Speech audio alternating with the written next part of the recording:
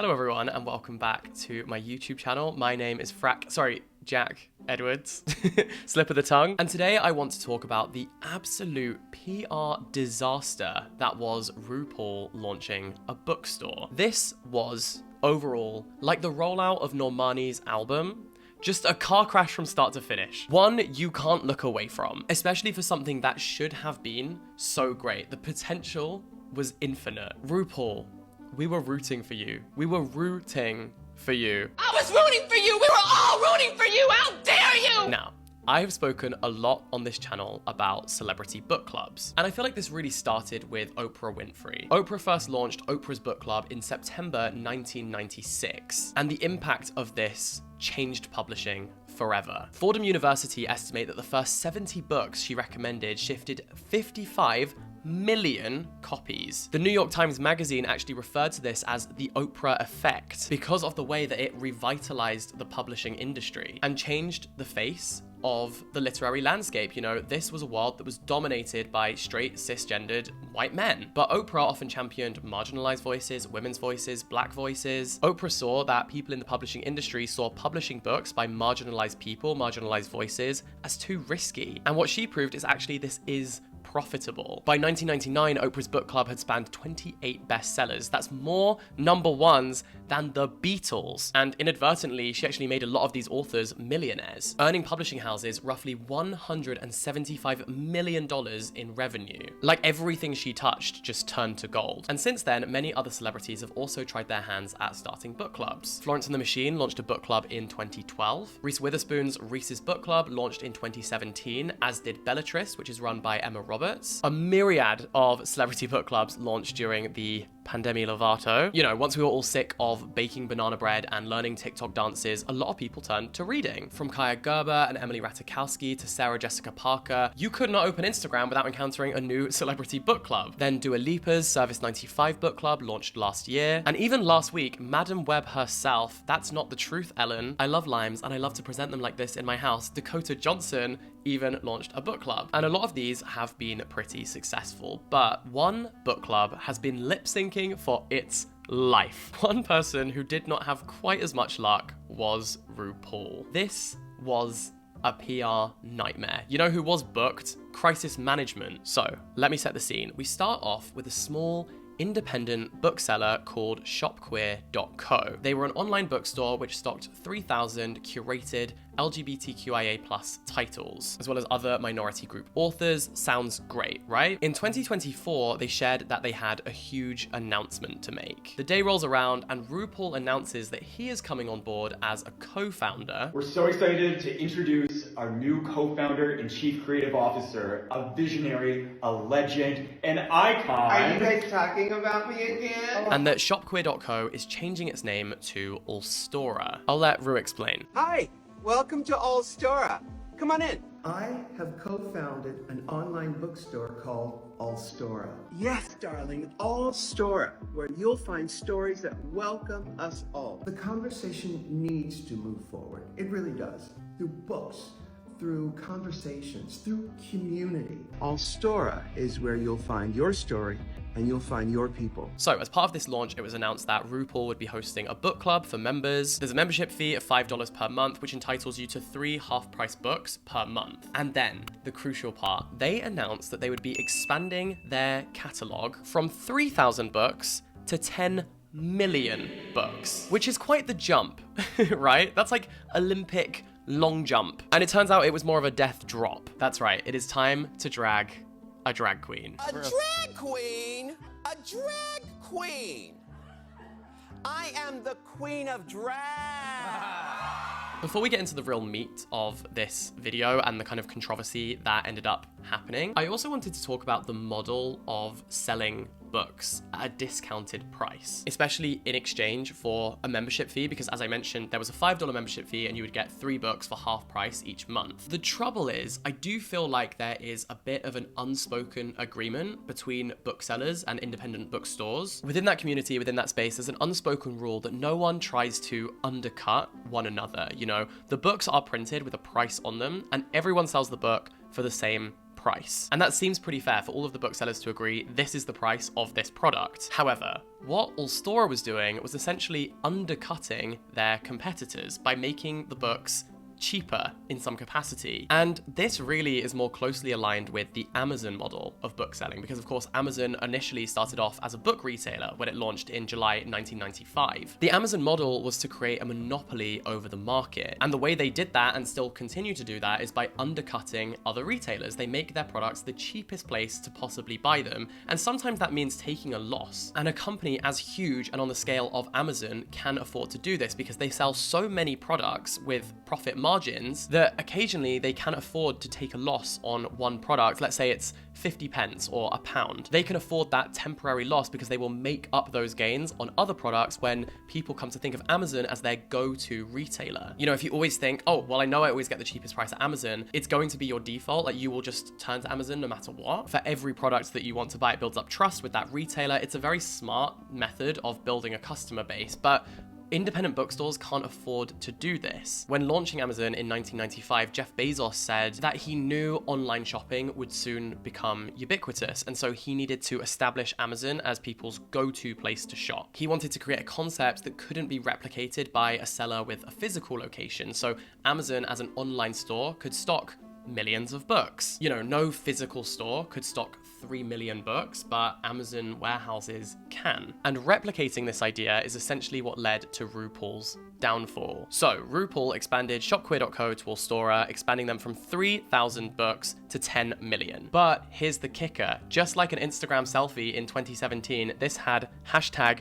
no filter. There was no filter on what books were being allowed onto this website. And the trouble here is that RuPaul's personal brand is that he provides a safe space for people, that he is inclusive, that he won't question your identity. And so that comes with a certain expectation from his fans and from his customers of Allstora. However, it soon turned out that in the process of expanding from 3,000 books to 10 million books, any book had been allowed onto this website. Now, when you go onto a website like Amazon or to a library, to a secondhand bookshop even, you kind of assume that there will just be any book ever published on those shelves. When you come to RuPaul's revolutionary, all-inclusive world of book lovers, I think you expect something a little bit different. And so people were browsing the selection of books from Allstora and finding books like What is a Woman?, which is a book widely criticized as transphobic, written by a writer who has criticized Hollywood, schools, and the media for recruiting children to be LGBTQ+. There were anti-trans kids books. Now imagine being a young person and looking on this website for something that is gender affirming and instead being confronted with something that denies your existence in a space you thought was going to be safe. There were also a series of anti-woke books. They stocked You Are Not Born That Way, Homosexuality, It's Time to Break Free. As well as, I can't believe this book actually exists, but Caudacity, It's Okay to Be White. Like at first I thought there's no way that isn't satire, but lo and behold, it's serious. You know what else they stocked? Mein Kampf by Adolf Hitler. What the frack? Sorry, what the fuck? This isn't all stars, this is all 1 stars. These are all 1-star books. So how did this happen? Essentially, though queershop.co started as a curated selection of books, which were queer positive, queer affirming books that celebrated and empowered that community, when RuPaul came on board and they decided to expand, they used a software called Ingram. Now, Ingram is used by online bookstores all around the world, and what it is essentially dropshipping. Now, if you're unfamiliar with that term, dropshipping is when the seller on record does not handle the product directly, but instead it uses a third party to source and store products, and then ships the orders directly to customers. So, for example, let's imagine you have a business that sells dog supplies and dog accessories. If you set up that business via dropshipping, instead of having to invest in thousands of pieces of stock that you store in like a warehouse or in your own home, and then you just have to store those things until you make a sale, dropshipping means that all of those things are held by a third party at a separate location who probably provide products for loads of different stores, and you just act as a kind of storefront. So when people buy a product from your site,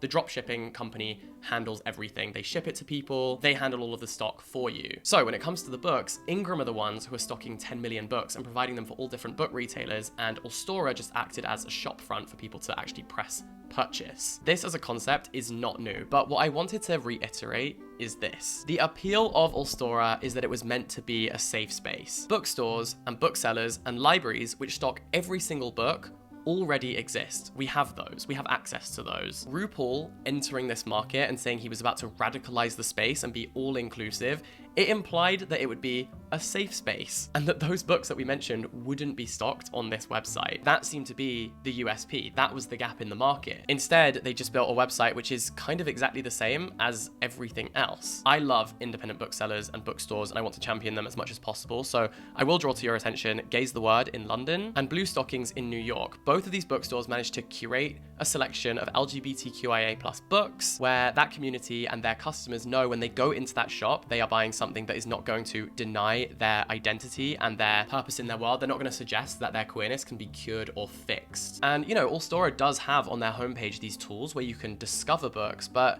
they don't really work. At first, I thought this would be a really cool way to find intersectional books, so I tried selecting a bunch of different options and it came up with totally random books that had nothing to do with any of my search criteria. It actually only works if you pick one option, which I don't think is as helpful as this initially seemed. And before I move on to my next point, you know, if you think that you could do a better job at creating your dream online business, I'm excited to let you know that today's video is actually brought to you by Squarespace, where you can do exactly that. Squarespace is the all-in-one platform for building a website or an online brand. You don't need any coding experience. You don't need to be an expert web developer. You can use Squarespace's incredible range of templates to customize and create something, bring your vision to life, and make the perfect storefront for your brand. You can also create an email sign-up list. You can start a blog to share things that are going on behind the scenes. And Squarespace has great analytical tools. So you can see what people are enjoying, what they want to see more of, and also what people aren't clicking on, and therefore what you can either improve or choose not to spend your time on. If all of this sounds good, you can head to squarespace.com right now for a free trial, and then use the code jackedwards at squarespace.com/jackedwards to get 10% off your first purchase of a website or domain. You're welcome. So anyway, there was a lot of backlash once people started to realize the books that RuPaul was stocking. RuPaul's new online bookstore under fire for selling right-wing, extremist, anti-LGBTQ+ titles.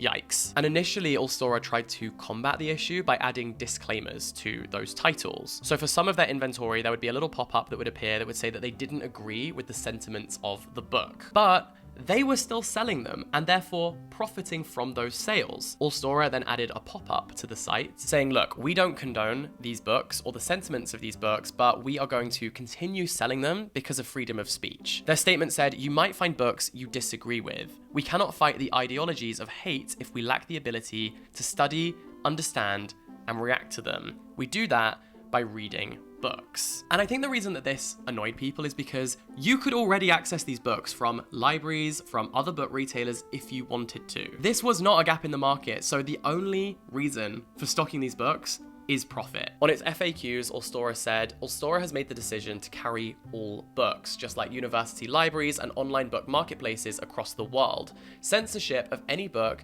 perspective, or story is incompatible with the survival of democracy. Banning books is never the answer. That's right, they brought democracy into it. You ever been in so much trouble you have to bring democracy into it? And the thing is, I don't think people were saying these books should be banned. They shouldn't be unavailable for people to access, but they should be available in context. They should be available at educational institutions or at libraries. Why do you, RuPaul, need to be selling these and making money from them? Allstora also introduced a community-based system where users could flag books that they didn't think should be being sold on the website, but I think this begs the question, what do the staff of your company actually do? Is this not a job you should be paying someone to do? Considering you are profiting from the sales, do you not think you should maybe pay someone for their time rather than suggesting that members of a community should have to do this themselves? I don't know, it just seems a little bit lazy to me, and absolving yourself of the responsibility, because if a book hasn't been flagged yet, you can just say, oh, I guess the community hadn't noticed it.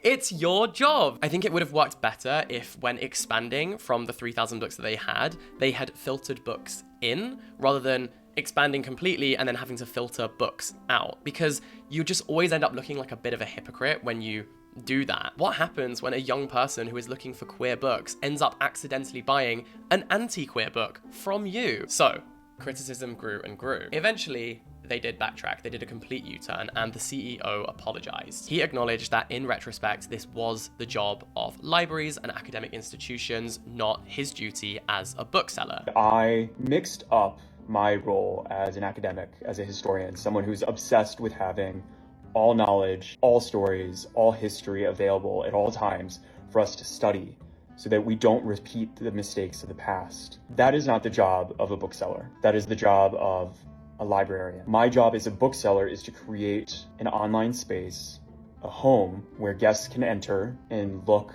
at the books on our shelves and discover a story that makes them feel whole and feel welcome. And in doing that, in building that home, I failed. And I am so sorry. But I do think this brings up a very interesting, complex, and deeply nuanced question about censorship. As book banning, especially in the USA, continues to increase at a rapid pace, in which progressive books like All Boys Aren't Blue or The Bluest Eye are being blocked by conservative, Republicans, right-wing people because they want to silence marginalized voices. And most people will say, this is absurd, this is like the Nazi book bannings, this is an extremist thing to do. Are liberals just as bad for censoring books that they don't agree with? And by removing them from their shelves, it's tricky not to slip into a double standard, but I do think it is fundamentally different. Specifically because conservatives, people on the right wing, seek to ban books in schools and in libraries, in education centers, in places where books should be available for anyone to read. These are places where we go to learn about the world, and that means not censoring things that one individual or a group of individuals may find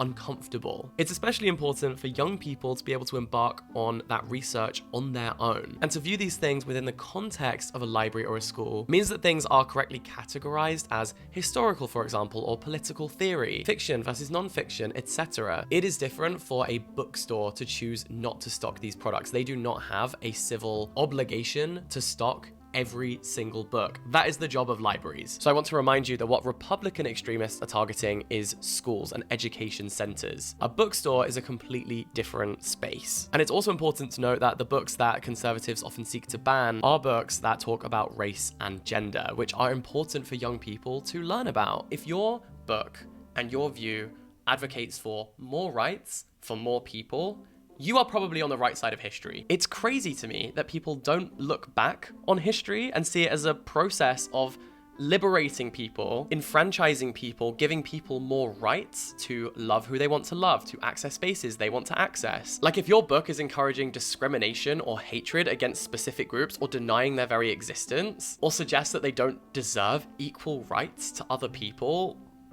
I don't know what to tell you. I think you're beyond saving at that point. In fairness, I don't really need to speak to them. Those people probably aren't here. Those people probably aren't sitting and watching a video about RuPaul.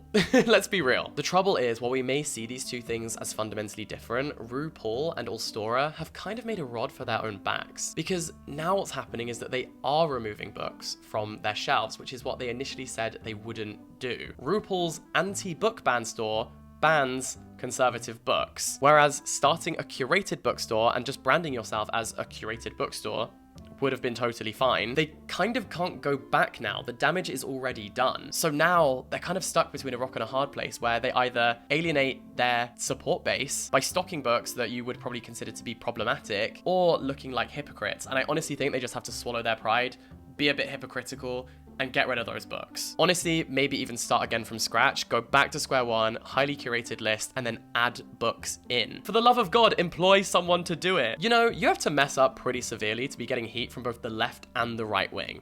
Like, that's kind of crazy that they managed to do this. Long-term friend of RuPaul, drag queen Lady Bunny, posted on Instagram saying, "I know it really helps the community when you can buy right-wing books off of a rainbow bus and pay a drag queen $30 per month for the privilege. And that, my friends, sums up rainbow capitalism." So that brings me on to the next point. What is rainbow capitalism? Rainbow capitalism is the involvement of capitalism, corporatism, and consumerism in appropriating and profiting from the LGBT movement. It developed in the 20th and 21st centuries as the LGBT community became more accepted in society and developed sufficient purchasing power, known as pink money. So think, for example, about the Pride collection of clothes in Target, brands changing their logos to have rainbow flags for just Pride Month and then never mentioning them ever again. It can end up being incredibly problematic because, for example, brands like Bud Light will happily collaborate with a trans influencer like Dylan Mulvaney when they feel they are going to get access to her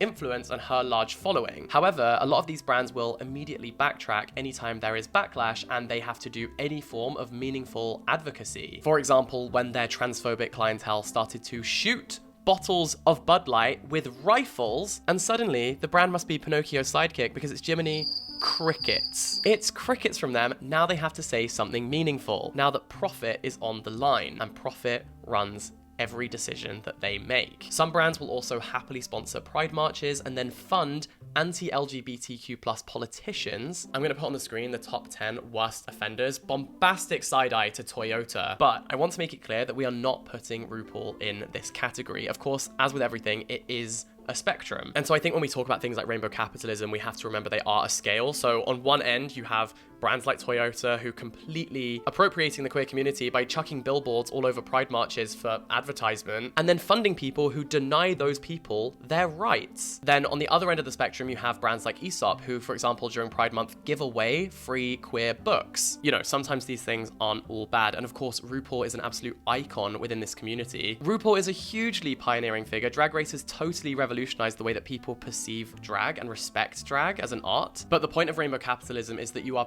prioritizing monetization of everything and profit at all costs. And so I do think making a bookstore where your number one priority is profit, regardless of your moral duty and obligation to your community, that unfortunately does come under the umbrella of rainbow capitalism. I will add though, I can't find an official apology from RuPaul himself. He's kind of let the CEOs of the company take the hit. So this begs the question, why bother? Why would RuPaul start a book club? Well, because RuPaul had a book coming out. A book called The House of Meanings. This is RuPaul's memoir. This was basically a way of getting more people to buy RuPaul's book. RuPaul saw an opportunity to align with the book space in order to sell copies of his book. What was the meaning? We know the meaning. The meaning was money. And you'll never guess what the first month's pick for the RuPaul Book Club was.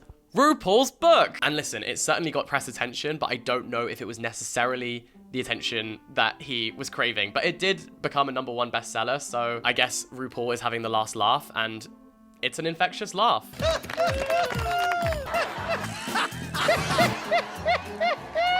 I actually just finished listening to the audiobook of RuPaul's memoir, and I have to say, RuPaul is an incredible storyteller. Of course, that's what's made him so famous and so universally loved. But what I found so interesting about this book is that he really doesn't talk about the craft of drag that much, but more about the desire to be famous and doing anything it takes in order to achieve that. Like, fame is his #1 goal. And also profit, you know, it's a real insight into his motivations. He says that he believed it was a prophecy, that he would always be destined to become famous. And while the book is a really inspiring story of reinvention and finding yourselves in real depths of despair and having to dust yourself off, pick yourself back up again, and seeing life as a performance, ultimately, Ru is very transparent about the fact that he just really wanted to be famous. And you know, you can take that for what it is. The trouble with the Allstora project, I think, is that the book sales were designed to benefit RuPaul. The promotion of RuPaul's book was designed to benefit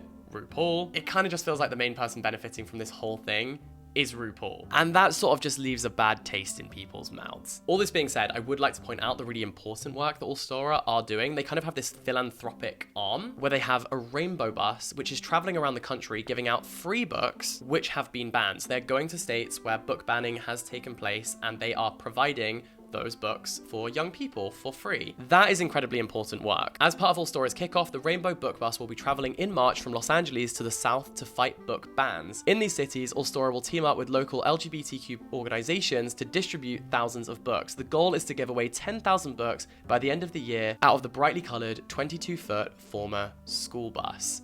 That is incredible work. That is what RuPaul should have been focusing on. I really feel like RuPaul is a cat with 9 lives that refresh every year. Like, they factory reset. You might actually reach a state where you are uncancelable. This is also the point where I should say that the fracking allegations are alleged and not confirmed. Please don't sue me, RuPaul. It was just a little jokey joke. Before I end this video, I would also like to point out that it is currently the trans rights readathon, encouraging you to read books by trans authors about trans characters, and specifically this week, show some love to the trans community. I just finished reading Page Boy by Elliot Page. If you would like some recommendations for a non-fiction book, I would recommend The Transgender Issue by Sean Fay. This is a galvanizing study on the mistreatment of trans people and how trans people are often used as a scapegoat in the media, and how their battle to achieve basic human rights is sensationalized by right-wing press. Then for fiction, I would recommend Detransition Baby, Pony Boy, Paul Takes the Form of a Mortal Girl. Nevada is a kind of trans road trip novel. Felix Ever After is a YA trans book, and The Death of Vivek Oji will make you sob your little heart out. So thank you for watching this video. Let me know your thoughts in the comment section down below. You can find me across social media on TikTok, on Instagram, all of the above. I also just started a group chat, like a close friends group chat, which you can join on my Instagram. It's called Yap City because I was made to yap. I was put on this earth to yap. So all the best, stay in touch, have a wonderful day, and goodbye. Bye-bye.